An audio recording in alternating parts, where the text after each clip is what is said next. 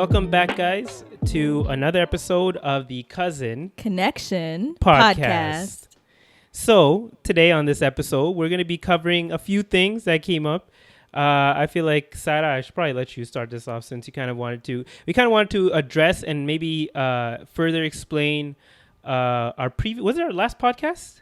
Or was it 2 podcasts ago? 2 podcasts ago. Yeah, like when we were talking about self-confidence and doubt and kind of dive deeper into exactly what we meant by self-confidence and kind of further explain that. So I'm going to let Sarah take it from there, because when she explained it to me, I was kind of confused. I was like, wait, what? Like, I didn't understand that difference. I always thought it was the same thing, but yeah, you can go ahead and mention that right there. So this is kind of just whenever we release the episodes and we get feedback, usually we end up having like side conversations with you guys. So first of all, we appreciate that. They're very insightful. I feel like we both learn from it a lot too, because we hear from you and what you guys feel or how you guys feel about the topics. So one thing that we kind of just wanted to like touch on really quick before we actually get into our episode was the difference between self-confidence and self-esteem. So when we spoke, if you haven't already listened to episode 19, 19, self-doubt, go take a listen. And actually, before you jump in, like for me, I thought they were the same thing, but apparently they're not. No. So, okay. So we did touch on self-esteem and self-confidence in the self-doubt episode. The main difference though is that self-esteem kind of relates more so to how you feel about yourself. Like, am I good enough? Am I, you know what I mean? Am I a good person? And then self-confidence is more so like the confidence in your abilities. Like, can I do this job well? Or am I good? Like, do you know what I mean? And I think that's where, so I feel like how the way that I'm kind of envisioning it, or the way I'm kind of understanding it, is that like one is situational and the other one is more of like a lifestyle, or like you personally, how you are just in general, like in your essence. In your essence, exactly. Yeah. So is that the case? Is that like the difference between self-confidence and self-esteem? Yeah, and that like imposter syndrome kind of stems from self-confidence, because imposter syndrome it's basically you don't feel like you are good enough for the position that you're in, or you're worthy to be in that position or something. Exactly. And I kind of touched on that once, but an example of that would be, you know, sometimes life just works out for you and you happen to get a really good job. But while you're working, you know, you might compare yourself to your peers, and maybe they're older than you or have more experience than you. And so one day you're sitting there like, how am I even here? Like, how did I get this job? That kind of ties into, because when I was having this conversation with somebody else, it was kind of like you kind of question your abilities, and then that's when the self-doubt creeps in, because you're like, can I even do this job? Like, do I have the skills for it? And so it's kind of like this teeter-totter effect between self-esteem, where am I good enough, versus self-confidence.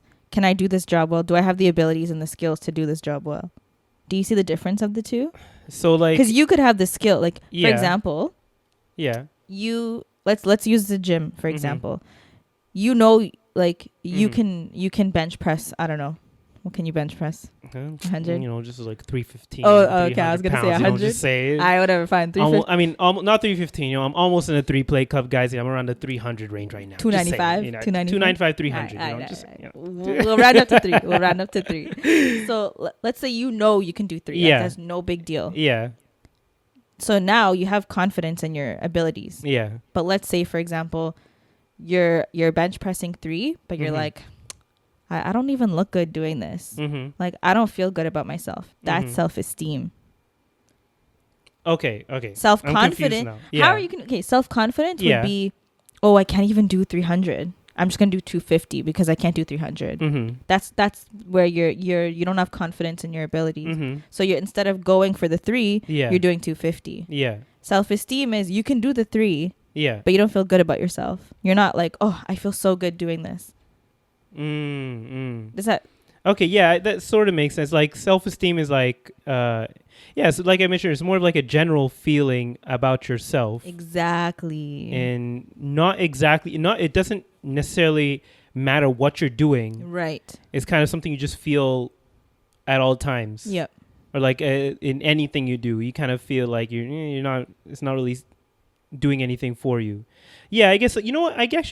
I can kind of understand where the whole imposter. If I use a gym as an example, I can understand how to like break down like where the self-confidence, where the esteem is, and the imposter syndrome, because like I know what my abilities are, and like I'm confident in my abilities, but like other people might think like I'm on like another level of lifting, when really I'm like, nah, guys, I'm not really there. And maybe that's where like imposter syndrome comes in. Like everybody thinks I'm like this hyper like fitness guru, and sure, like I'm working on that, but I don't feel like I'm there yet. But people already put me on that pedestal of being that guy. Now you got it. Okay, now okay, I'm sort of getting this now. Look at you relating it to real life experiences. Yeah, once you like start mentioning the gym, I'm like, I can make anything relate to that. No, but like, doesn't it make sense though? Yeah, like, I feel like you got the gist of it. So hopefully, that kind of relates to you guys, and you guys understand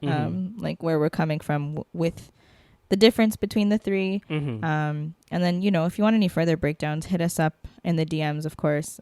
We can have more discussions about it. I love that topic. I think that it's always good. It really helps you become more self-aware in a sense. Yeah. And everyone deals with it. So I feel like it's something a lot of people have input on, right? And are still working on. Like, we're all probably still working on it. Yeah. I don't think it's something that you kind of like can master.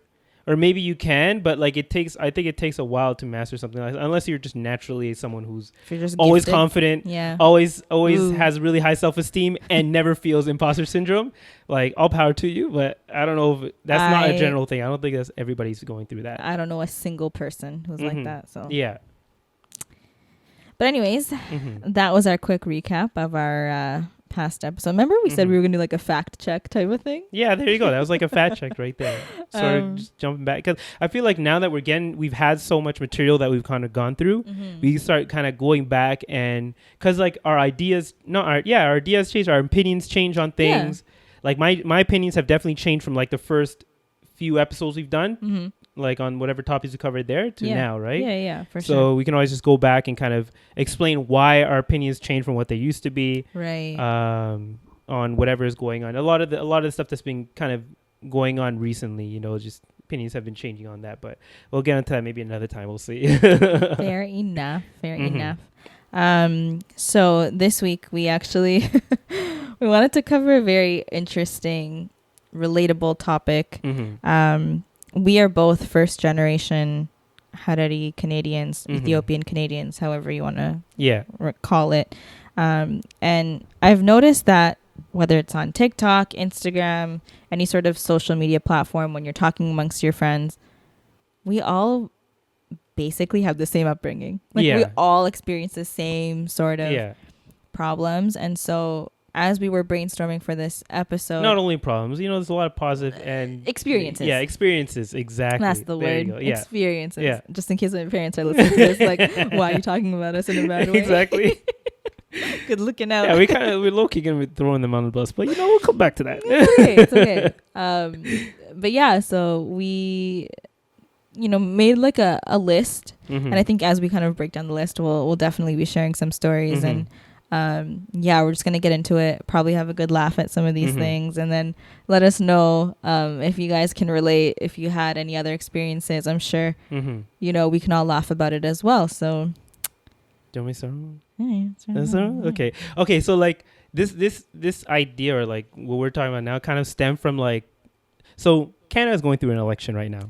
Okay, and like it's kind of weird that we're going through like, this is an actual election to choose our next prime minister. Well, we're not really choosing prime minister. You're choosing person you're riding, who also chooses president. Blah blah. All that stuff, right? Canadian politics is boring in my opinion, but we can get into that. Exactly, like that's the thing. We can get it, but like compared to America, like it's such a weak it's no one cares. At least know. I feel like the people in my group or the people we deal with in a daily, like, it's not really a big thing. It's not. I think it's because it just kind of was sprung onto us, and everybody's like, why are we going through this? Honestly, right I didn't now? even know that there was an election until my mom was like, so are you voting? I'm like, for what? And I'm going to get to that too, because that was the thing. Like, the thing that sparked this idea of like our upbringing is that like, in a Harari household, we live in a democracy in this country, but the Harari household or the Ethiopian household is not a democracy at all. And that also goes for politics. Well, they tell you who you have to vote for. Exactly. But from the day I turned 18, like, I had no choice in who I was choosing. I got that talk. My dad would come into the room, give me like the desk there and be like, you're voting. Oh shoot, you're voting NDP, okay? You know, as if your vote was like the deciding they one. They like immigrants, okay? And they always like union. Oh my god, that is so. Did they rehearse this? They all because came I together literally to got do that exact same speech. Like they like immigrants and unions and exactly. And then recently, I don't know what happened. They're all like, you liberals? know what? Liberal. Yeah. Liberal, you're choosing liberal, okay? That's all. Aren't they like true domination? Exactly. Yo, literally yesterday on my drive with my mom, we were going somewhere. She gave me like a 30-minute speech on how like Trudeau's dad, he loved us. You know, he brought us to this country. And I was like, what happened to the NDP? You just throw them under the bus? Right? What was that period in time? He jumped ship was like not that long ago, okay? Like, I don't know. They jump ship so quickly. If once the moment they hear a politician mention anything good about immigrants, it's like, okay, we want that guy, right? And just put him in right now. But I think the NDP leader, like side note, the NDP leader is pretty like he's very progressive for immigration. You don't see him doing his little TikToks. He's trying to appeal to the young people. He's trying to appeal to our parents' generation. Like he's doing his thing. Yeah. So they're really trying. And honestly, like I need to search up the policies better. And I'm not gonna lie. You know, I voted NDP for so long that now I almost feel like I'm betraying them by voting. Liberal. That's how I felt too. Honestly, I was like, let me turn my mic down. I'm like so loud. You know, like, don't you feel like, oh, is this right? Like, and it's so weird because like, when your parents tell you to vote, like how to vote for so long, and you finally are like, no, I'm going to choose who I want to vote for. Yeah, I had no idea. I'm like, who do I vote for? Like, I think one year I was about to like vote conservative just to spite that. I was like, nah, I can't do that. My soul can't do that. I can't do it. I think I was like mad at my dad or something. Yeah. I was like, oh yeah, I'm going to vote conservative. Exactly. We're gonna increase the what do you call it? Your taxes. Or not in taxes. Lower your taxes. What do they do again? Oh no, they increase the conservatives increase the what do they increase? The old age thingamajig. The retirement age. Retirement age. And apparently they brought it down. Yeah. It's back to 65, no? Yeah. I remember that. That was like the biggest scandal ever, but that is so funny. I can't believe like like the way you just said that speech, like verbatim. Yeah, I got the arm grab. You know when your parents when they want to give you a speech and they grab your arm, you're like, what are you doing? They're trying to grab your attention. Exactly. Oh my god, that is so funny. Oh, but but I guess my point there is that there's a lack of choice in an immigrant household, and not just for voting, like lack of choice in period. Yeah. In general. Yeah. Like, you don't have a choice. When you got to go to family reunions for a certain extent, you know, like when you get to a certain age, like you can kind of get a choice. Yeah, like the moment where you're making your own money. Yeah, once you get a job. Yeah, once you get a job, you can just say I'm working. That's why I think maybe that's what motivated me to get a job so quickly. The freedom. Yeah, the freedom. Because the moment I got a job, like they started giving me a lot more freedom. Maybe that's why like I didn't. A lot of things that some people went through in their like high school years or later high school years where they're like strict on what time you have to come home, blah, blah, blah. I didn't deal with too much of that. Of course, like the late night stuff, but it was also because I was introverted. So I just stayed inside anyways. They didn't really care. I was too much of goody two shoes to leave. But I was working at the age of 15. So, oh my God, you got a job that early? Yeah. And I had my own money. I bought everything for myself. And like when I started working out at 18, I started making all my food too. So like after a while, I was like, yeah, I'm fine. Yeah. So I think just the fact that I got a job early gave me a lot more freedoms than maybe other people. And unfortunately, like a lot of parents don't let their kids get jobs early. They're like, oh, focus on school, focus on school. Yeah. I was just going to say, like, I didn't get my first job until I finished my first year of university. Mm-hmm. And then I started First working. year of university? Yeah. And like some may consider that privilege. Of Yeah. course, I was very lucky enough to be in that position. Yeah. But I was so like sheltered. Mm-hmm. So when I started working, I was like, oh, is this what real life is like? Is that the No. Oh, okay. How you gonna put my employment history on Oh, my blast like bad. that? My bad. How you gonna do that? I'll bleep that out. Yeah, can you? I can. But Okay. Mm-hmm. it was Lasenza. Do you remember when I used to work? You worked at. Yeah, I know. It's such a weird place. Yeah, it's such a weird place. Listen, okay? The way that I got that job, Yeah. I have so many. Okay. One day we will have an episode where we talk about like our old job, like horror stories. Yeah. Because man, Yeah, actually a few stories. like they're actually so funny when I think back. Like we were so abused as like teenagers. Like we didn't know rights. Like and it's so sad to say because we were born here, you know, but we had no idea. Like people anywhere in the world will take advantage of younger workers. I think so. Yeah. Because we're just so like You're disposable. we're hungry for money. We're disposable. Yeah. We're miskeen. Like yeah. I still, this is so off topic, but I remember there was this one time at a job that I had, one of the workers was so upset with how we were being treated that she was going to do like a petition and write to head office. Yeah. She didn't last long, did she? No. Yeah. No, she didn't. Yeah. So, but we'll talk about that another day. So back to the problems in a Habesha household. So aside from like just not having choice, we also like boundaries do not exist. Yeah, not at all. Not like imagine, okay? One very distinct boundary that has been violated, and you can tell me, you can agree or disagree. Yeah. Having to hug your aunts and uncles. And I use air quotes because they ain't your real aunts and uncles. Okay, maybe that's for you then. I guess for girls it's different. Because for guys, like, I don't think they really care too much. Like, were you forced to hug all your aunts and uncles? Yeah, if you don't hug But them, I guess I like voluntarily did it. I was just always such a like. No. Yeah, like there's a time and place, but sometimes, okay, if you have your wudu, Oh, okay. Oh, yeah. and you gotta hug like the aunt that you can't really technically touch anyway. Like it's so awkward trying to maneuver that, and like if you tell them sometimes, like they'll that's when culture clashes with religion. Yeah, which it shouldn't normally, but sometimes it happens. Yeah. Okay, so there's that. What other boundaries? Oh, I know. Big boundary. What? Do your parents ever open your mail? That's like, I would come to the house and like, okay, so I had an issue where like I'll be late 1 or 2 days from a credit card bill. Yeah. And my dad would like open up my credit card bills and be like, why do you have $5 interest? What is this? Where's this $20 interest? Look at all this money you're saving. Yeah. He would sit me down with all my mail open. Everything is open on the table. No. Like mail, like this is my first time I'm actually getting mail that's for me specifically, Don't you get so right? excited even though it's bills? But yeah, but he would always like filter it through, which is illegal, by the way, okay? My voice is cracking there. That's illegal, by the way.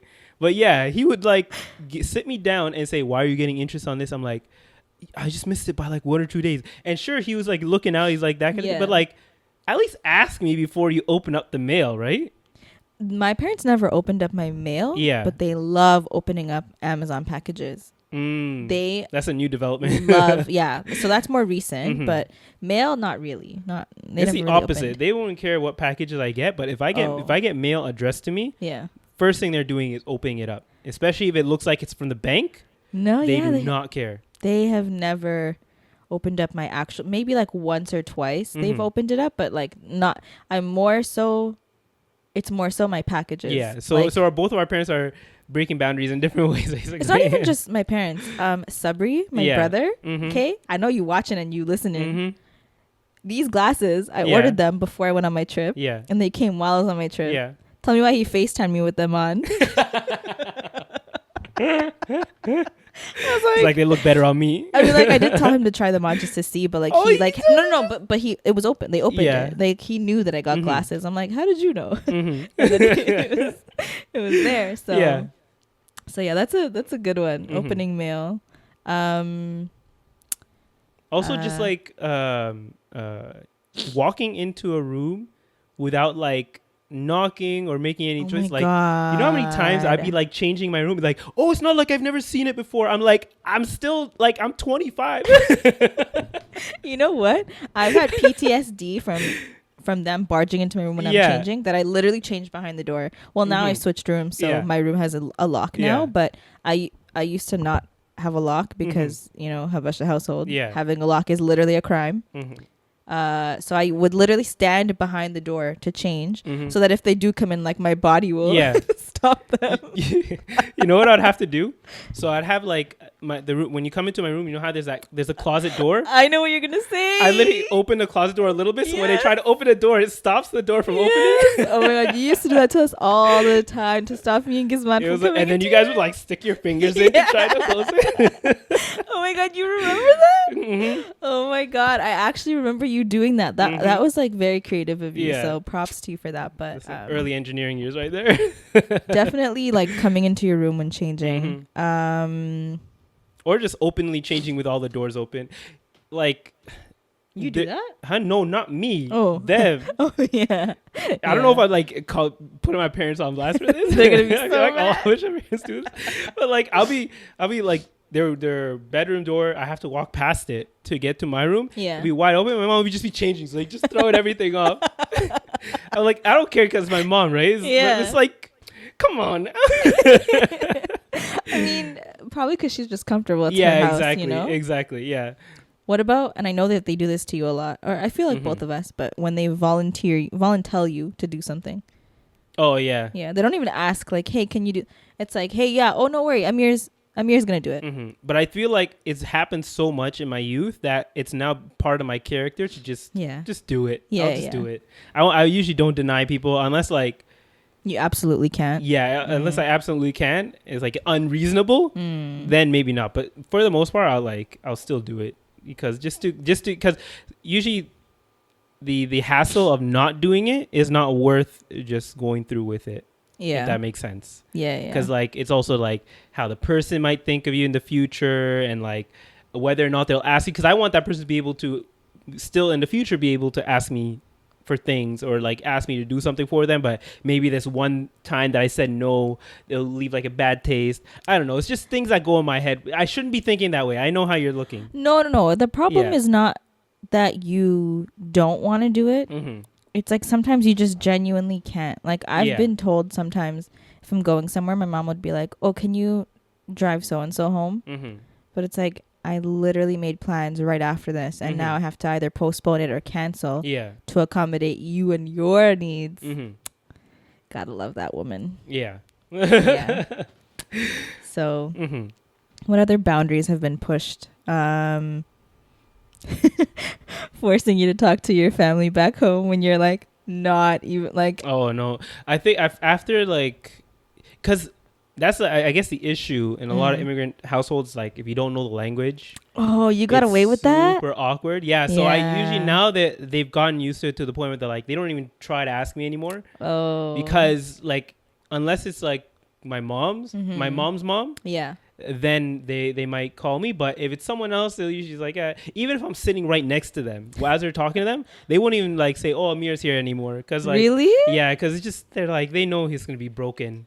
I've been like woken up from deep sleep at 6 a.m. Imagine, and you're so disoriented. Yeah, And they're just like, "Here," and I'm like, "Who is it? Who's on the phone?" yeah. Wait, It's yeah. is that breaking? I don't know if that's breaking a boundary, but this is just something that goes on. I feel like in every immigrant household, is no matter what they're watching, your parents will turn the TV up at 1,000 volume, especially for Ethiopian movies. Do they not know how to like level their volumes or volume their level?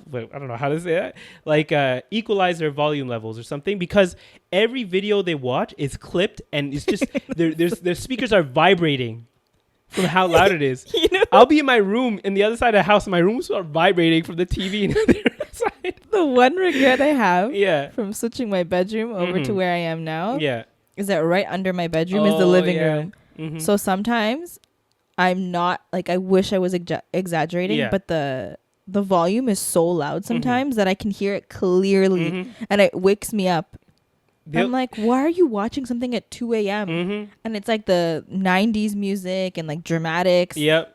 Oh and to get back to the phone call thing, they'll go on a phone call at 6 a.m. and speak at full volume. Oh my God. Like it's back in the day when like they used to use those phone cards Yes. to make calls. Okay, then I understood because the phone lines were not like the like best, you had to yell.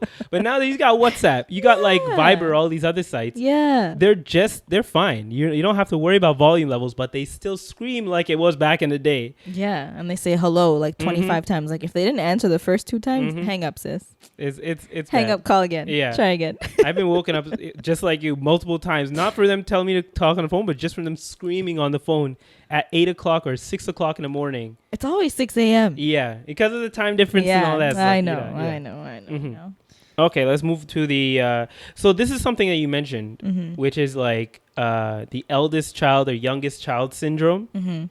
So I don't know about the eldest because like I feel like this is something maybe at least what I mentioned when you mentioned that, what I said was like I feel like that's something that larger families kind of deal with when you have multiple children, especially when their ages are like very different. Yeah.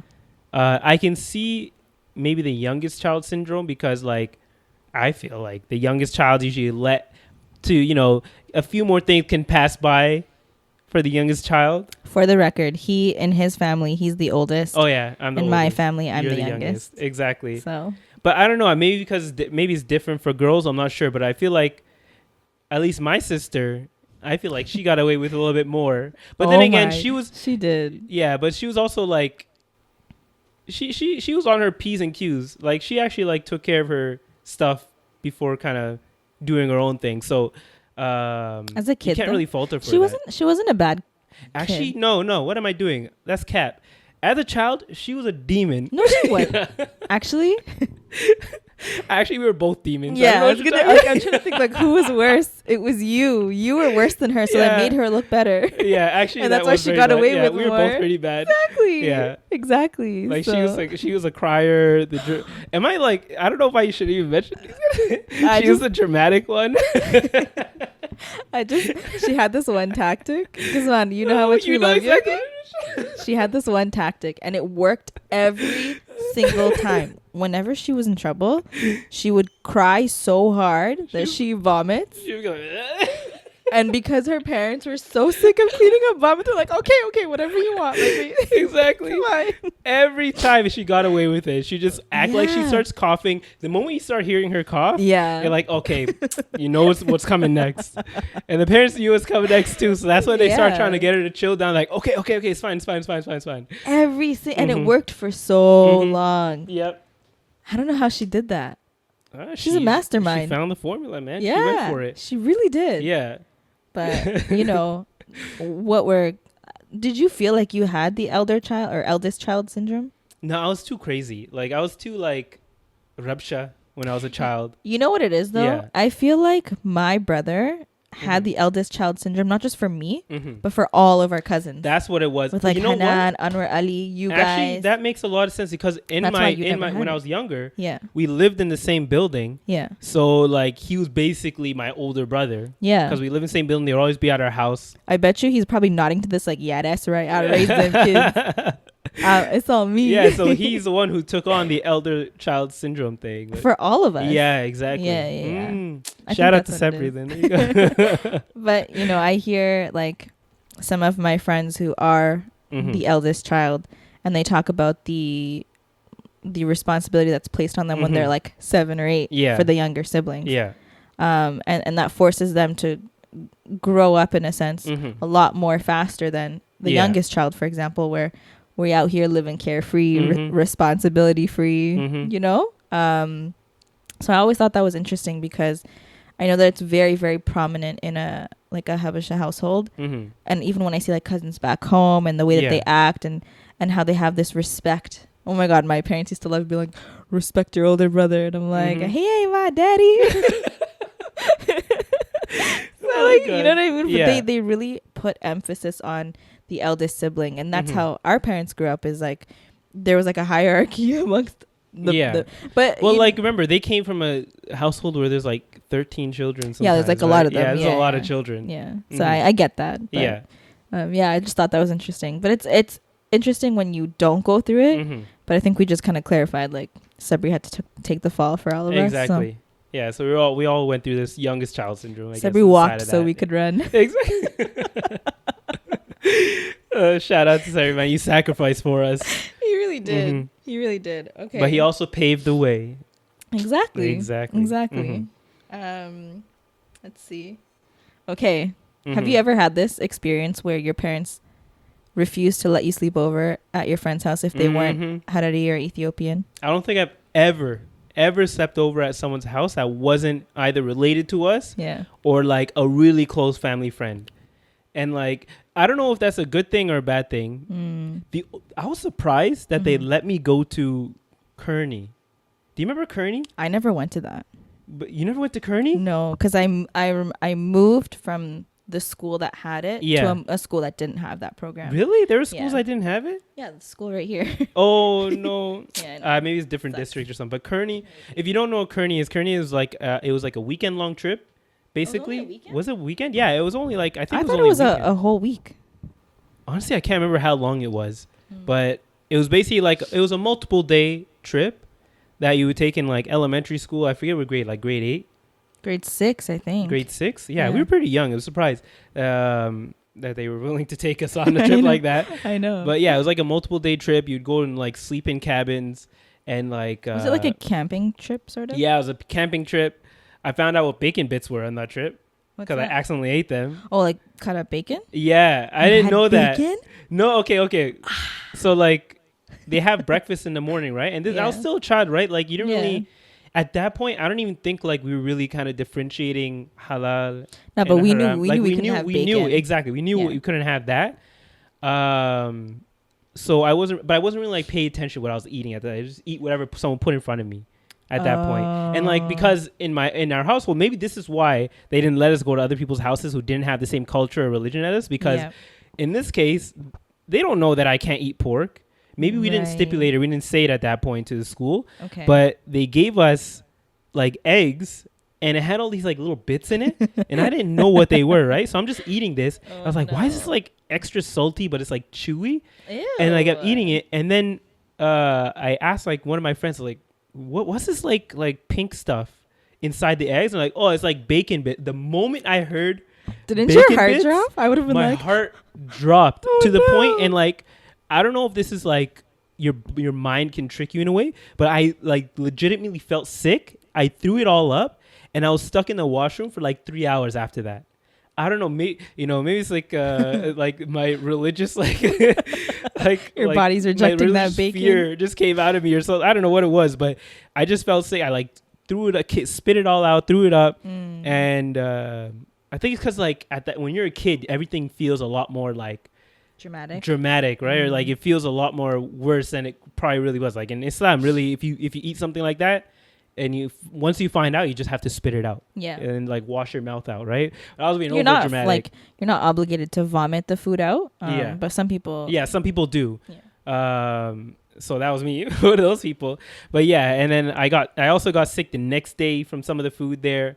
So shoot. I would have had trust issues. Yeah, like, that's okay. Y'all can give me granola bars from now on. Exactly. Well, honestly, I think that's what I ate for after that. Like, I didn't really eat anything too crazy. I ate cereal for the rest of the trip. Really? Yeah, I just ate cereal. That's it. Damn. But maybe that's why. Like, I didn't really push for that much after that because I realized that when you go to like other people's houses, you don't know what they're gonna feed you. Like, you don't know what their culture is. Like, it's just weird. And maybe it's good to see other people's cultures, but that's what they're trying to kind of shield us from. At least that's what I feel. Yeah. I think that, and like, they also just don't want to have to burden another like family by sending their kids over. Because if there's a lot of like, I don't know. I had a lot of sleepovers like with you guys, with my other cousins, my other friends, but everyone's all Ethiopian, everyone's all Harari, so it was fine, you know, like our parents all knew each other. If we weren't related, they were friends. But when it came to like elementary school and I had, you know, Farangi friends. They weren't even, half of them weren't even Farangi. They were like brown or like At my first school, they Chinese or were. Really? Yeah. Okay, that was your neighborhood. Even in the what area was Like that? Danforth area? Yeah. Yeah. It was Really? like one of the only black kids. Yeah. Okay, I didn't know that area was so like. So my parents were like, time. sleep over with Mhm. who? Hell Yeah. no. Like, no. Mm-hmm. You can go for 2 hours and then Yeah. come back. And that was about Oh, it. they even let you go. I never went to. Actually, the first time I ever went to someone's house Yeah. outside, like that wasn't related to us, was in like grade 12 high school. What? Yeah, like by Whoa. myself. Yeah. Like out of my own choice kind of thing. Yeah. It was like in grade like 11 or 12 when I had like one or two white friends. I don't know where they are. Hopefully they're doing good. But yeah, like but the only reason is because they were like not far from the high school, so we can kind of go during lunch. Yep. And it was just weird seeing that kind of household. Like I to this know. day, I still don't like. Whenever you see my idea of what like Farangi and my Farangi white house is like what you see in like movies. Right? Yes. And it's weird. Like, I don't know how they actually interact. Maybe they're just like us. I Did don't you have know. to take your shoes off when you went to their house? No. I know, right? I thought it was so weird. They were walking, because like it was all hardwood, but like still just walking around the house with shoes on. Bruh, my mom doesn't even let me go walk here on this hardwood No, with shoes on. It was it was a weird experience. And like just the way they talked to each other, it's turning into like bashing. I know. We love y'all though. Yeah. My friend had a dog. Oh no! See, that's awkward too, because then the dog starts jumping on you and like tries to lick you. It was good. It wouldn't jump on me. Oh, okay, yeah. Like I would always like she knew I was like kind of scared. Yeah. Because it was big. It was like a big poodle. Yeah, a poodle. Poodles are small. No, this one was big. Okay, It might have been mixed with something. Yeah. And it was big and black. Yeah. And so the dog was like really like well behaved. Yeah. And I would like, it was very friendly. I would like pet it. Yeah. And that was my first encounter. Like, okay, like dogs are chill. Yeah, dogs aren't bad. Like they're not. Why do you say? Because I had another friend who had a dog. Oh, okay. And I would actually go, like her parents had a store, so I'd go to her house for lunch sometimes. Yeah. Like, oh my god, this is like a blast from the past. And her parents would drive us back to school. Yeah. And the dog would like sit on my lap. Ooh, and I'd be like, it's awkward. Like sitting there in the car, like freaking out. And now I gotta wash my clothes and everything. And like, please don't lick me. Please don't lick me. Nah, but yeah, it's Good definitely. time. It makes sense why just from what we were saying, why they were kind of hesitant to let us go to other and they people's also houses. like, if they don't know your friend's parents, Mm-hmm.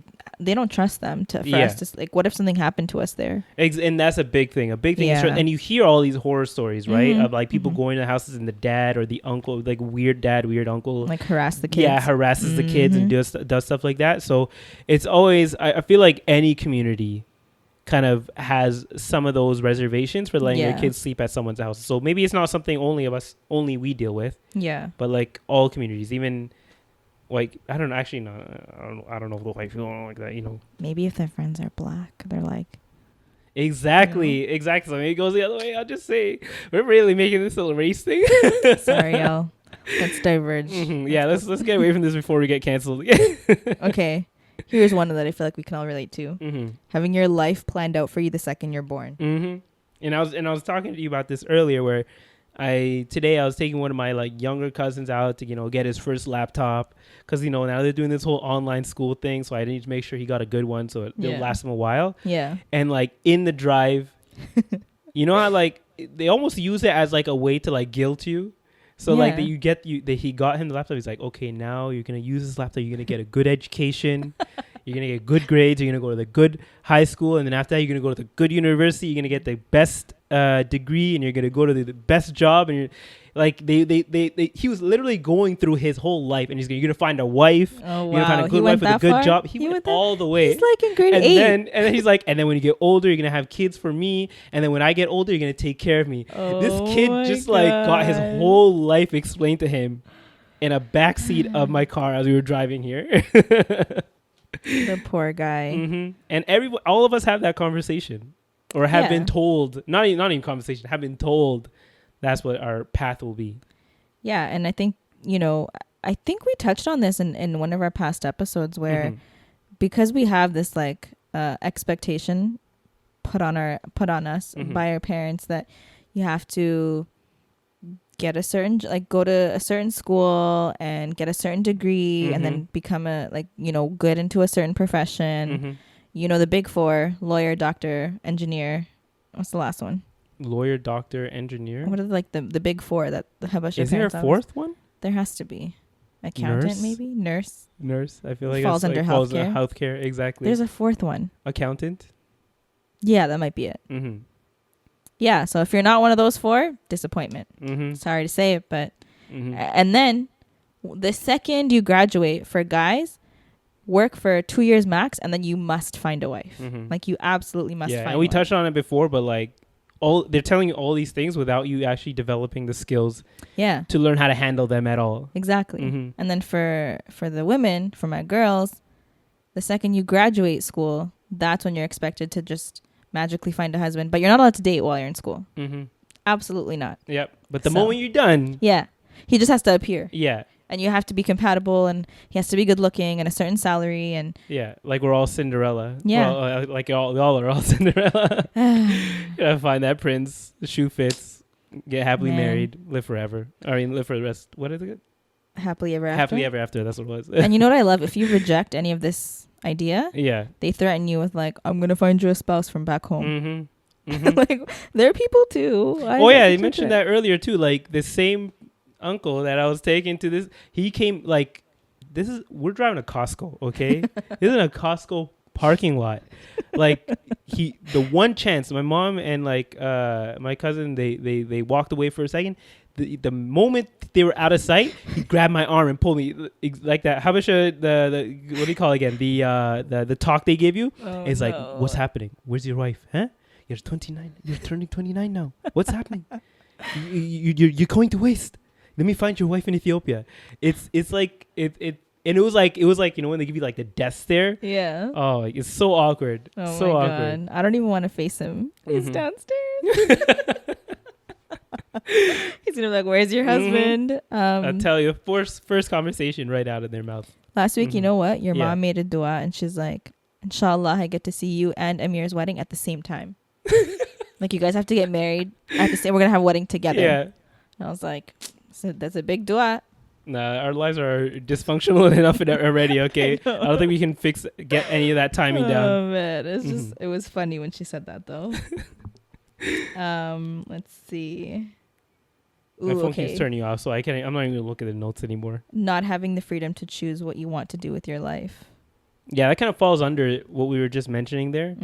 Yeah, like but the thing that I am hoping, and I have mentioned it before, is that, well, I don't think it's already happening, but because a lot of us are branching out in like different paths that they didn't expect to begin with. Yeah. And now there's like so much more opportunities, especially with like the internet, because a lot of those ideas came pre-internet, right? That's true. So before the internet, like there actually weren't a lot of professional. There were a lot of professional options, but there weren't a lot of examples out there to kind of use. Yeah. To choose your path or to make your path, essentially, right? But now that we have the internet, and you have like a bunch of people who have used it to kind of branch on different paths that are making them good money, which is really what they mean when they say good job, get good money. Yeah. That kind of idea of going straight for university and getting that degree, whatever, is maybe will kind of like go by the wayside, and they'll kind of trust us more to make better decisions, or at least trust the next generation to make better decisions when it comes to what they do as a career or what they do to essentially make money. Yeah, I mean, it's no longer limited to the big four, if you want to call it that. Like, you really can kind of make money doing anything. Yeah. As long as you know what you're doing. Yeah. Especially with the internet, like millions of ways, literally, of making money. So, and there's a million people who can give you like detailed detailed instructions on how to do it. So it's just having to or being willing to put in the work. Yeah. In our community, we have a lot of examples of people who have done it and are doing it right now. So it's definitely going to change over time, or at least for the next generation. I hope so. Inshallah. Yeah, inshallah. Okay. Have your parents, were they open? Mm-hmm. Like, were they open-minded in terms of what they talk about with you? Or I feel like in the Harari community, in the Habesha community, literally every topic is taboo. Like Yeah. everything. Yeah. Like, I don't think our conversations for at least a lot of immigrant parents, I feel like they kind of range between, what are you going to do? What school are you going to? When are you going to get married? I don't know. What time are you coming home? But like a lot of the conversations are a lot of surface level stuff. Yeah. And like life planning stuff, but like it doesn't really go any further than that. Like imagine talking about dating. I know like if my Mhm. parents are like, what are you doing? Yeah, yeah. You know, but still like times now, Mhm. like I'm stuttering because I'm so nervous. But like the times now are Mhm. so different than when our parents got Yeah. married. Like they see someone crossing the street, they're like, yep, that's my Mhm. spouse, and then that's it, done deal, they get married. Mhm. It's all circumstantial, like Yeah, it's whatever circumstance you're like it's so in. Mhm. different now where you kind of have to date, and then of course there's the notion of like what's considered halal dating. We can Mhm. talk about that another time. Yeah. That's not the topic of discussion. Yeah. It's just the conversation of like even talking to your parents about that. Like, do you lie when you go out on dates? Are you Mhm. open with them to say, hey, I'm meeting so and so for coffee because I'm Yeah. trying to get to know them? Like, imagine that's like groundbreaking to have that Mhm. conversation with your parents. So Mhm. maybe I don't know. one I'm day. not there yet. I'm still gonna keep it surface level. I generally speaking, I'm an Mhm. open person, Yeah. so I try. Like I've I tested. feel like it's different for girls and guys. Like guys are a lot more maybe it's just me because I'm just a very reserved person in general. Yeah. yeah. Mhm. But yeah, like I don't think a lot of people are this like. Mhm. I'm not. I'm trying to be as open as possible with my parents, and like alhamdulillah, they've given me they've made me feel comfortable enough to Mhm. do so. Yeah. At the end of the day, they're obviously still my parents. I'm not going to be like, yo, guess what, guys? And like, you know, come Mhm. tell them like some juicy Yeah. details or whatever stuff. But it would still be nice to like, you know, the Faranjats, like the Mhm. Faranjis, they be talking to their parents Yeah. about everything. But I feel like that's two extremes. Like yeah, that's true. they're on such an extreme. I'm like, okay, that's a bit too much. Hmm. But maybe that's just a conservative side of me and like 'Cause how I grew up. like we don't know any better. I guess. Yeah, exactly. Yeah. So you kind of moving more towards the middle is maybe the best option. Yeah, and Yeah. that's what I'm trying to do, but it's Mhm. still a foreign concept to me too. Yeah. Or like, you know, sometimes I'll bring up a topic and they're like, no, Mhm. we don't talk about this Yeah. one. And I'm like, all right, I feel like it'll be a lot easier because also they came from a different country, a different Generation. different Mm. culture, different morals in a way. So, but with like our next generation, like with your brother and all of us having kids now, well, not us, but like, I was gonna say, who's having kids? 'Cause it ain't but me. yeah, I feel like it'll be interesting to see how that works, how that dynamic works when they start getting older. Yeah, like I've always kind of told myself, like if I ever have kids, I want to be open. Like I Mhm. want them to trust me and come to me. Yeah, You don't gotta tell me everything. yeah. But like, tell me enough. I'm interested in how I'll react to that because being a person who's super reserved, like I wonder how like it because you don't have any. You have somewhat of a you can direct your child in a certain way, but like they also develop their own personality over time. Yeah. So having to deal with that, it's gonna be like interesting. But I don't want to have to think about that yet. Yeah, you'll figure it out as you go. Yeah, exactly. Okay, this one. I feel like this is universal to all cultures. Mhm. Gossip culture, being judgmental, and comparison. Gossip culture being honestly that's my we I think we've mentioned before, like that's my least favorite part of the culture is the whole gossiping, people talking about others. Like I'm always a person to whenever the moment someone else mentions like another person's name, You shut it and down. yeah, I shut it down immediately. That's I just good. I don't let it go anywhere, or at least I try and advise a person, be like, I don't even want to hear about this other Yeah. person. But like sometimes it'll mention things that like I didn't even cross my mind. Like just as a random example, like they'll be like, did you know that person was like wearing a chain? And like People still talk like that? yeah. And I was Oh. like, what? Like how did you even notice that? Like that's such an insignificant detail to me. The fact that you point that out, I'm like, that's just that person. Like it's not even like It's such a small Exactly. thing. It's such a small thing, but there are people who look out for that and then they start talking about it. And I'm like, that's not, why are you thinking like that to begin with? And it kind of goes into, I feel like that's something that the culture, or at least our community, still has a lot to deal with. Like, because everything is so taboo. If Mhm. you do something that's out of the norm, yeah, you're going to be talked about. Like, have you ever had a rumor about you in our community? I don't think so. At least if I have, then maybe I just wasn't paying attention. Wow. Why, you have? Oh my God. Really? When I was like 16, Yeah. between the ages of like 16 and like Mm-hmm. maybe 24, 5. Yeah. Yeah, I was like married to someone every other month. I'm not even joking. Like, I hope my husbands are all doing well out there because I don't even know them. But yeah, Yeah, that's the thing. People just think that you're married to someone, or you're getting married to someone, or engaged. like when my brother got married, Yeah. people called my mom. They're like, "Oh, you're marrying off both of your children. Congratulations!" And I was like, "Yo, who's my husband? Where he at? Yeah. Because I don't know him. No, for real. Like, it's so people. It's like the game of broken telephone. So you don't know if people are making assumptions, or maybe they just heard wrong, or whatever it is. But it's also like, if you get caught talking to someone for more than 5 minutes in a social gathering, y'all getting married next week. And I have that problem a lot. I have a big problem with that, where I just start like talking to people. No, I get anxiety. Really? Like, because I know how it's happened to me before. Yeah. You this is privilege right Why? here. Okay, because you haven't had that experience of like people talking about you. Like, I once went to my cousin's what do you call a mutagar? Funeral? Yeah, like it's like a morning session. Yeah, a morning session. No, but like that's not what you call it. a mutagar. How do you say a mutagar? A mutagar, like it directly translates to death house. or the person who died's house. Yeah, it does. Amuta. Oh, Amota is dead. No, just stop. What? Just stop. What? Death house? Yeah. Amuta means like the dead, and then gar means house. So dead house. I understood it as like funeral home. Amuta is. Yeah. Okay. Yeah. Maybe that's what it is. Anyways, it was like a funeral where they read Quran and stuff for the person who passed away. Yeah. And it was at the Harari Community Center. Yeah.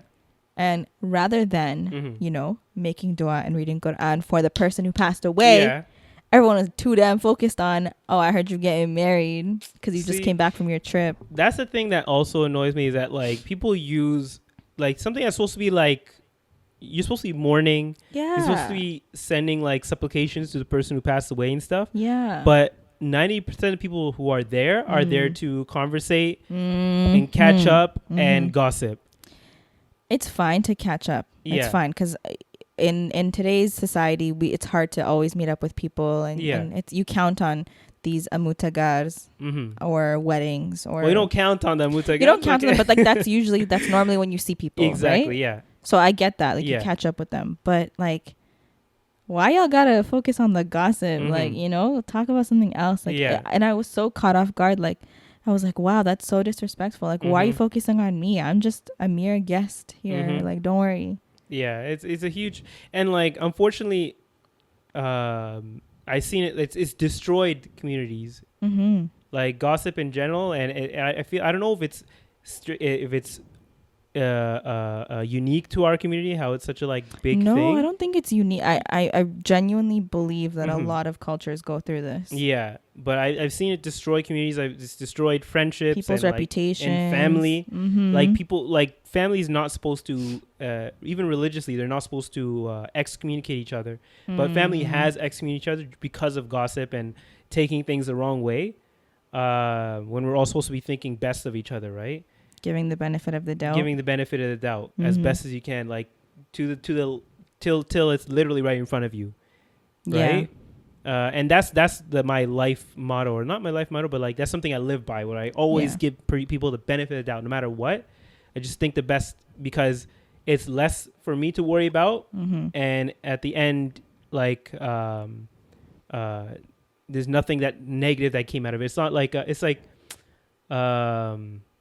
you don't know a person's, essentially what I'm trying to get to is that you don't know a person's situation.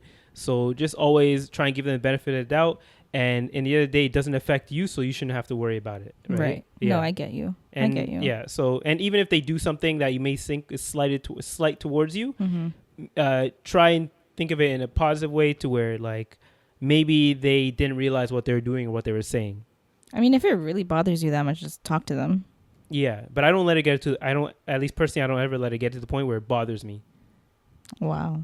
What? Is that being too much? Like, no, I'm just saying I should take a lesson from you. Dang, I be taking everything personal. Yeah, no, because you never know what someone's going through, right? Especially like we're all human, we're all going through something. Sheesh, you're making me look bad.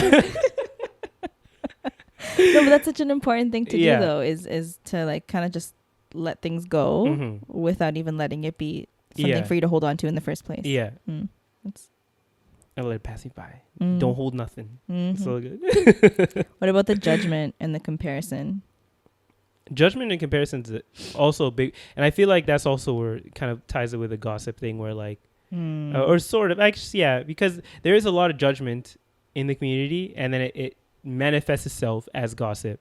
Yeah. Where like, if someone's doing too good for instance, or they're doing something, let's say they buy their mom like a car or something, right? Oh my God. Yeah. Like instead of seeing it as like a positive thing, people would immediately start being like, oh, why is he showing this off? Yeah, but like this is not only like immigrant related or something. This is just like in general, and you see it a lot on the internet, right? Yeah, like people who do something good and they put it out there, like why do you have to put it out there, blah blah blah, that kind of thing. It's like just be happy for them, right? Maybe they wanted to show their family and friends and you just happen to be following them or something, right?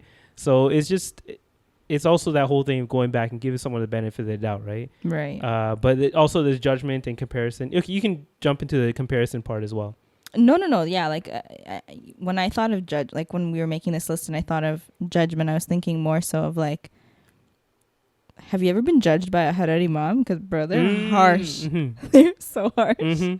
And you can like sometimes words like they don't even have to say anything. It's just the way that they look at you. Yeah, that's something I feel maybe that's why the reason I didn't think of that right away is because I feel like guys don't get it as much as girls do.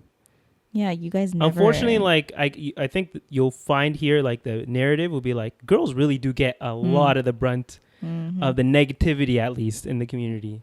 Yeah, we're expected to be like very polished. You don't speak out of turn. You always look presentable. You don't look too much, but you still look good. Yeah. And if you're outside of those boundaries, then oh no, did your thing stop recording? Oh. Okay, guys, we had some technical difficulties there. By technical difficulties, I mean I ran out of storage on my camera. But hopefully we're going to wrap this up soon so I don't run out of storage where I had to delete a few files. But I know. If we start talking a little faster this time, just mind your business, okay? Okay, so what were we last saying there? Dealing with the judgment from Harari moms, Ethiopian moms. In general, I think that was and you were saying that like women, like the girls, and the girls definitely get it worse than guys do. Yeah, which is unfortunate. Yeah, they're always pointing out things like weight. How you it's dress. Always the same things: weight, whether you're married or not, how you dress, and what else is there? Oh, I think that's really it. Yeah. And also like just how you look in general. So there's just your a lot of like surface level stuff. Yeah. Yeah, and I don't know why that's become like a normal thing to kind of like a conversation start. Like, oh, you gained weight, and you're like, yeah, it's like imagine you're like, yeah, so have you.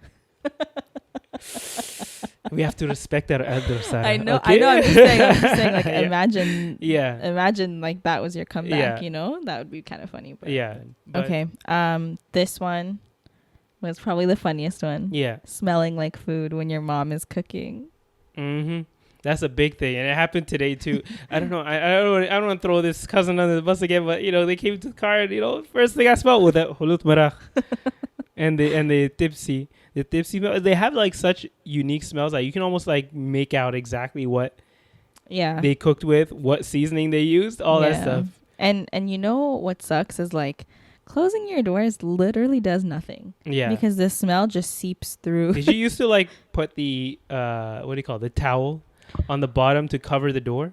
Only if I knew that my mom was like cooking for a lot of people and the food was going to be. Yeah, it's the onions and the garlic and then mixed with the spices. Yeah.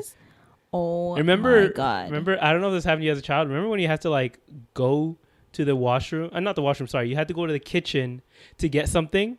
And the moment you step in there, your eyes start watering up from the heat, and the stench, and just the stench, not the stench, just the feeling of onions. It just heats up, and your eyes start to water immediately the moment you get into that kitchen. I mean, maybe when I was really young, but then as I got older, like my mom also forced me to learn how to cook, and my first lesson was learning how to cut up onion or chop onion. So. I never got any of those lessons. I would say I'm a little tiny bit immune to the tears, but I still, you know. No, I tear up right away. But like, I don't really eat, you know. You don't eat Habesha food. I don't eat Habesha food anymore, really, because I like meal prep everything, right? Joke's on you. There's hulbat manach downstairs. That's what we're literally about to eat that. That's why we're talking about that right now. But like, I remember the times where my mom would be cooking, and if I was going out, I would stay in my room, and if my friend would text me like I'm here, it was like a mad dash to the door. Like I would run so fast, and then I was telling this to Amir before, but sometimes like if I was driving or like whoever's picking up, the first thing we used to say to each other, like the greeting was like, "Yo, can you smell me? Do I smell like onions?"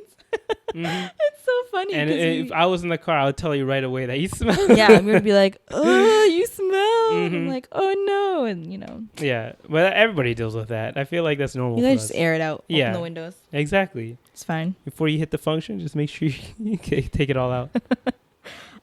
Okay, here's another one. The standards that we've placed on for marriage, like for the guys and for us. Yeah. Like for the guy, he has to be financially stable.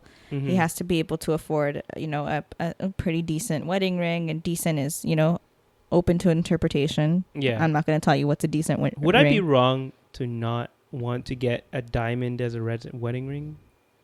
I mean, you discuss that with your partner. But like, why do we? Okay, I'm gonna get a little political here. Why do we support like a lot of diamonds are sourced unethically? And unfortunately, they have like lab diamonds now, or like exactly. So why can't we get lab diamonds? I feel like why is it taboo or not taboo? But why is it like not socially acceptable to get a fake diamond with the intention that like you're getting it because is a lab diamond considered? Well, yeah, fake? It's still technically not the same, right? People will know, or like people will. No, they won't. They won't know, but the person you give it to will know. What's the difference? One is just naturally from the world, and one is made, right? It's like the whole like everything that we consume is fake anyway. Yeah, but it's like the whole argument between like getting replica Jordans and like real Jordans. They look the exact same. They the same materials. They probably made in the same shop, but people will clown you for having like replicas. I have a question versus for having you. Real ones. What? If you literally could not tell the difference, would you get the real or the? I would get fake ones. Yeah, I don't care. I don't care about any of that stuff, and that's what I want. That's why I hope other people will start to realize that like it makes no difference. I know it's kind of getting away from dynasty, but like having the real stuff for the real versus the fake, like if they're the exact same, like maybe same material, all that stuff, just because one has a name brand on it versus the other, it's like it doesn't really matter. Then are you getting it for you or your spouse, or are you getting it for other people? Like who cares what everyone else? Like for the fake versus like replica thing, you're just getting because it looks good. You like how it looks for you personally, right? That's why I wouldn't really pay like, I don't know. It's also like if you're getting it for someone, maybe then definitely discuss it with your partner though. Like don't just show up and be like, I got you a diamond, but it's really just like zirconium or something. So that's something I guess would depend on the individual, right? Yeah. But yeah, that's a big thing. Like how much you're supposed to spend on a ring. Yeah, even that like. honestly, it's really up to you and the person. Like, not that I'm looking for any, because not to start any rumors like we're mentioning. Amir's first rumor. But yeah, like, you know, that expectation of getting the ring, and you have to have a car. Yeah. And you have to have enough for like a down payment for a house or a condo, or like at least have a place to live. Yeah. And you know, this is a for big the part because we've wedding. mentioned it multiple times, right? Like it's such a it's not a staple in the community, but it's just something that's brought up so much, so often. Yeah, because if you don't have those things, best believe, okay, the Harari, the Ethiopian, the East African moms are gonna rip you to shreds. Okay. And like back in the day, that was something that was actually feasible, but I feel like these days, just with how the economy is going and everything, it's becoming less and less realistic to have like the house with the 3-4 bedrooms, unless you're like making bank, or you've already had some investments, pre-investments, that kind of thing, or you got into the market early. Like for our next generation, I don't know how they're going to be able to get any of the things that even we are somewhat able to get at this point. Generational wealth. Yeah, generational wealth is definitely a big part of it. Yeah. I'm banking on the house. Imagine our future kids. What if they're like trust fund kids? Oh my God. Honestly, that might be a case. Inshallah. Inshallah. We will see. But yeah, I think that a lot of the reason why I feel like guys have there's no sense of urgency to get married now is because they know that there are these expectations that they need to meet, and they're not necessarily easy to achieve. Are they achievable? Yeah. And a lot of those expectations lead, at least what we're trying to get to, is a lot of those expectations lead to mental health issues. It manifests itself in like a lot of our guys losing hair. How does that correlate? No, like it manifests itself into stress. I mean, so stress causes you to lose hair. Stress. Listen, okay, mental health issues. You can get your hairline redid for like $2,000 in Turkey. Unfortunately, like that seems to be the route these people are taking. Alhamdulillah, you know, I'm just keeping this hairline here. I'm just saying. If y'all see me in Turkey in a few years, yo, if I just like curse myself.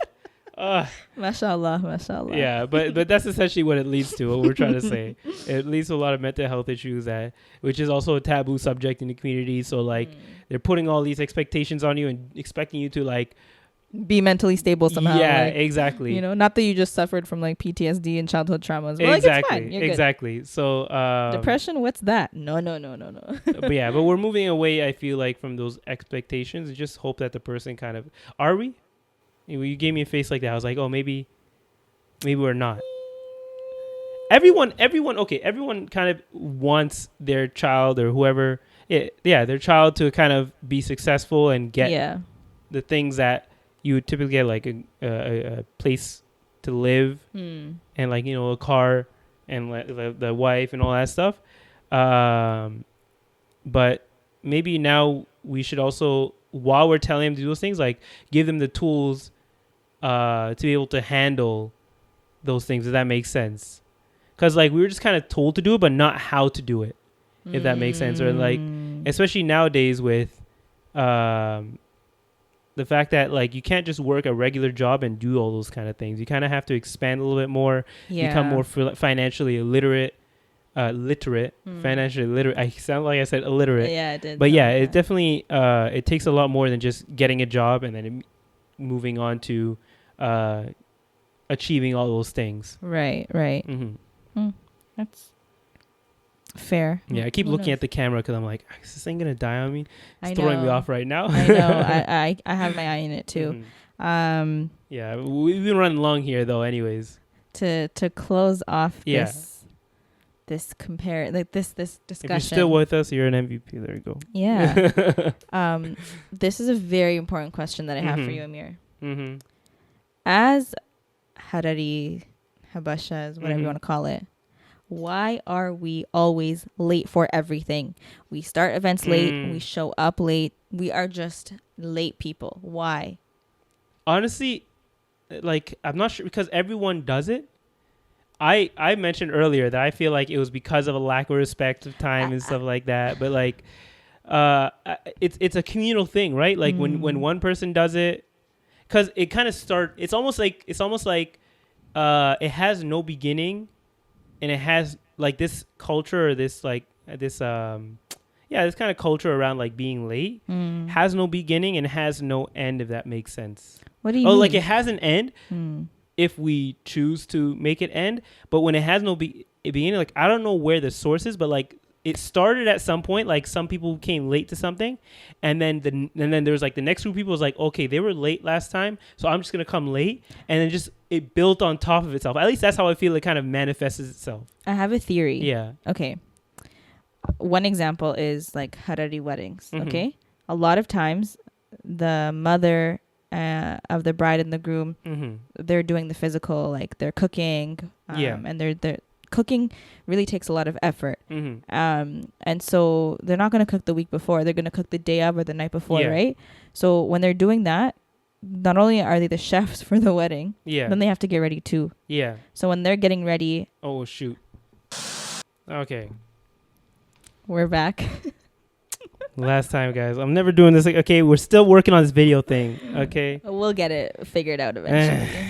Yeah, I died again, so switched to a different camera, so it might look a little different on video, but it's all good. I feel like the people who are listening on like just regular audio at this point, like, okay, we're over it, guys. I know, right? You should do like if they're still with us, we'll see. Okay. Okay, so the point that I was trying to make was that I think that the lateness kind of stemmed from our moms who are cooking for the weddings.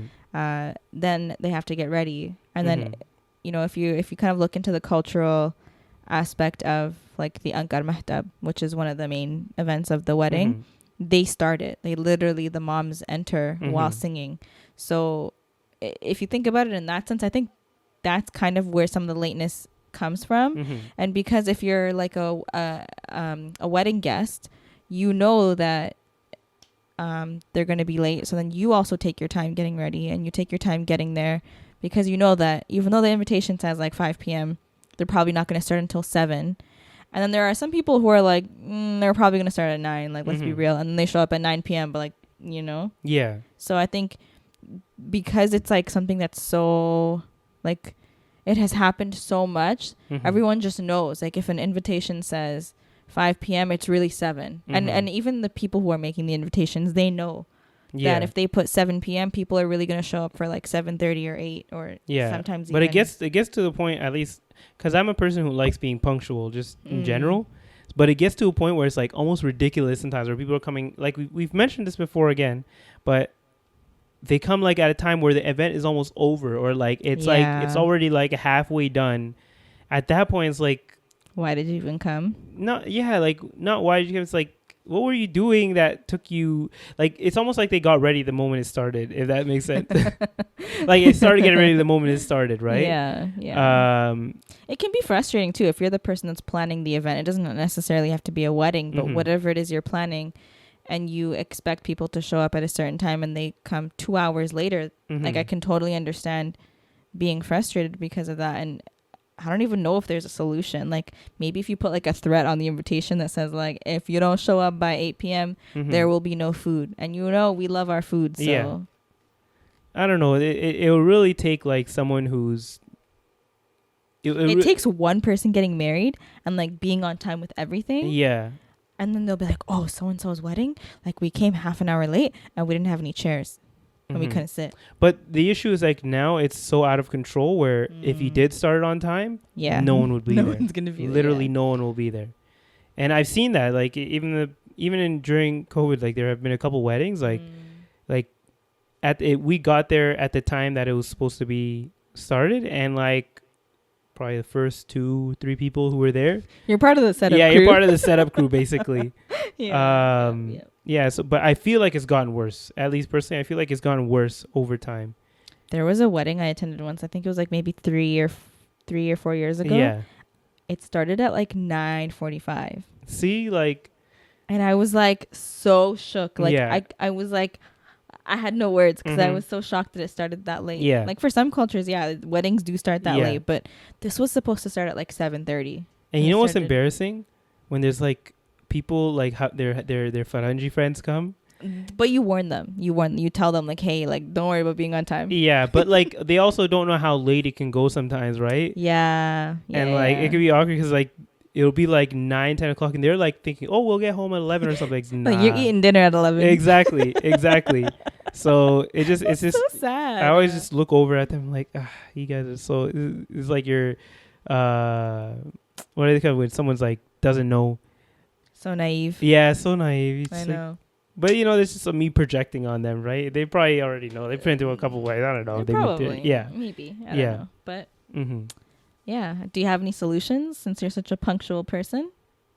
My solution is just not to have an event. What? How is that a solution? No. Like, okay, sorry. I'm thinking like in a wedding. Yeah, no, you're having a wedding. I'm not having a wedding. Yes, you are. No. Yes. I mean, that's not even. That's literally. Why would I spend money to feed other people and to entertain other people for something I've done for myself? Think of it as you're celebrating your happiness with all the people that you love, but and you feeding them. It costs a down payment. You feeding them, consider that charity. Nah, man. Yeah, I'd rather take that money and and put it towards a down payment towards a house or an apartment or a condo. But what if or the a car person, or whatever else I need? What if the person that you want to marry wants a wedding? Then their parents may pay for it. You hear that, ladies? Mm-hmm. You want to marry Amir. He don't want a wedding. Nah. Okay, so the only time I'll ever have a wedding is if the parents will pay for it. I'm not paying for my own wedding. You got to pitch in. I'm not pitching in. I don't care. At all? You will. I don't care. Listen, remember in the beginning of this episode, we said our opinions tend to change over time. My opinion? Wait till Amir falls. This may be the one thing that I'll never change my opinion on. You say that now. Nah. At least do like a mawlud. Maybe I'll have like a mawlud. Like something small. An ankar mahtab. That's a girl's thing, no? No, but you still got to be there.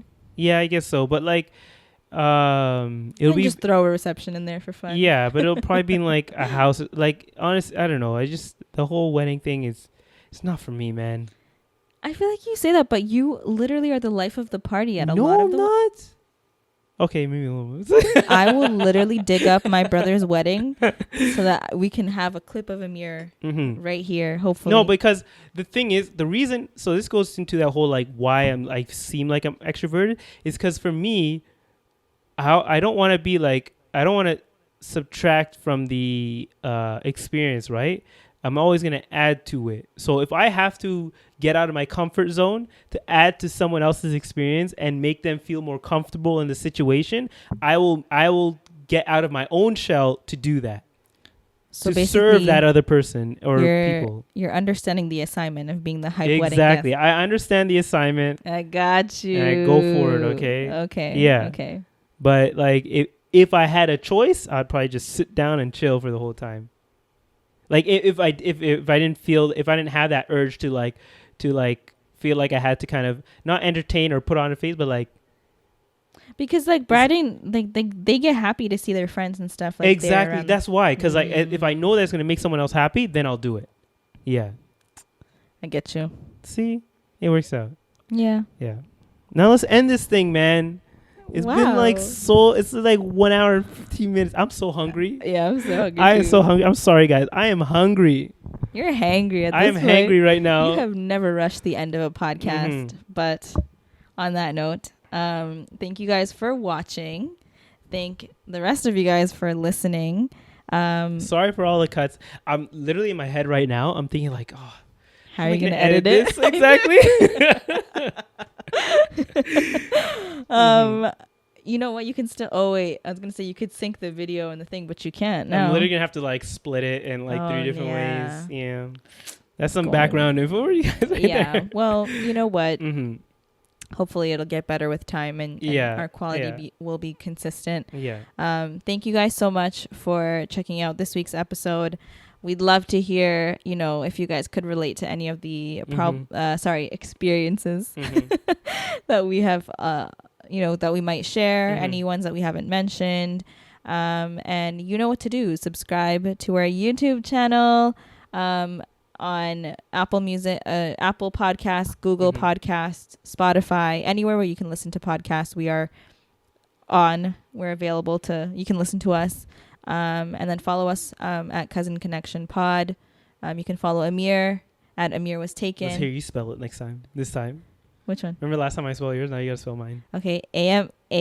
Oh God. How'd you mess the first two letters? AmirWastaken. Okay. Like as it's if a little guys, easier, you know. Yeah. It's just like, And then mine is just Ali Sara with 2 underscores. And yeah. Okay, guys. Thank you for listening. Thank you for watching. Hope you had a good day. Bye.